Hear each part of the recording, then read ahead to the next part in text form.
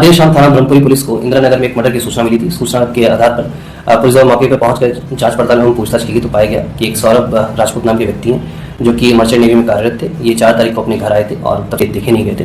शक के आधार पर इनकी पत्नी मुस्कान और उसके मुस्कान का एक प्रेमी है साहिल, उसे पूछताछ के लिए पुलिस ने बुलाया था और पूछताछ के दौरान इन्होंने अपना जुर्म को बुलाया। इन्होंने बताया कि 4 तारीख को साहिल ने और मुस्कान के साथ मिलकर जो सौरभ है उनके चाकू से मारकर हत्या कर दी थी। हत्या करने के बाद उन्होंने शव के टुकड़े कर एक ड्रम में डालकर उसे सीमेंट से भर दिया था। पुलिस द्वारा जो शव है उसको रिकवर कर लिया गया है। शव को पोस्टमार्टम के लिए मोर्चरी भिजवाया गया है और इसमें जो दोनों ही ये साहिल मुस्कान, इन दोनों को हिरासत में ले लिया गया, गिरफ्तार कर लिया गया है।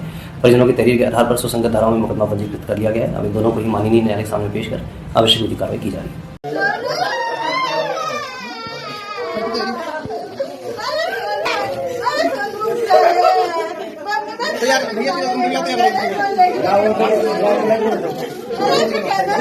क्या नाम है आपका? कविता रस्तोगी। कविता जी, क्या हुआ घटना? बेटी ने क्या बताया? जब ये 17 की रात को आए थे तो कॉल वॉल कुछ नहीं करी थी। अगले दिन 18 तारीख को मुझे 12 बजे फोन करा और फोन करने के बाद कहा मम्मी मेरी पीहू से बात करवा दो।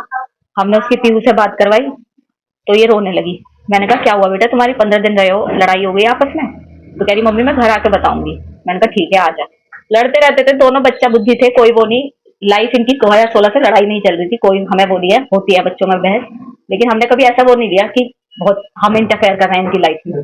लेकिन उस दिन 12 बजे जब भी ज्यादा रो रही थी तो हमने कहा घर पे आ जा, तू बता क्या बात हुई है। ये आई अकेले। मैंने कहा सौरभ का है। सौरभ आई नहीं बिल्कुल पीहू से मिलने। तो कह रही घबराई पहले तो। मैंने कहा बता क्या हुआ है? मम्मी सौरभ नहीं रहा, रोते रोते बोली। मैंने कहा कैसे नहीं रहा, क्या हो गया, क्या बता। तो कहने लगी कि मम्मी उनका मर्डर हो गया। मैंने कहा मर्डर हो गया, किसने करा? तो उसने यही बताया कि उसके घर वालों ने मार दिया क्योंकि वो मुझे छोड़ नहीं रहे।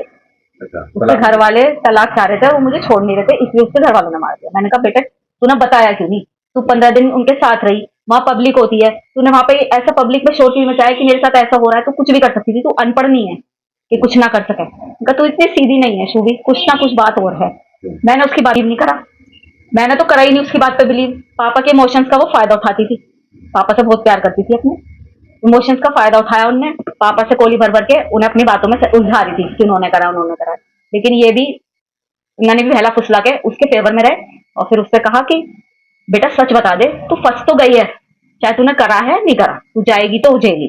तो उसकी वही इस जब हम उसे लेके जाने लगे थाने तो फिर उसके दिमाग में हमने फिर कहा, मैंने कहा शुभी अभी बता दे कुछ बात है। तब इन्होंने कहा कि मैं तेरा साथ दूंगा हमेशा, जो भी तूने करा है गलत बता। तब उसे लगा कि पापा मेरे फेवर में हैं। तब उन्होंने सच्चाई बोली कि पापा मैंने और मेरे साथ एक लड़का था साहिल, उसने करे। क्या कहना है? क्या कह सकते हैं हम? यही कहेंगे कि उस लड़के के लिए जस्टिस मिलना चाहिए। हमारा भी बेटा है, दूसरे के घर का बच्चा गया है। मैं ये दिखावे के लिए नहीं बोल रही, ये मेरे भगवान को पता है, ये मेरे बच्चों को पता है कि मैं ये केवल इसलिए कह रही हूँ कि सौरभ जानते हैं कि हमने उनकी रेस्पेक्ट करी है, वो हमारी करते थे। क्या न्याय मिलना चाहिए? क्या फांसी मिलनी चाहिए फांसी।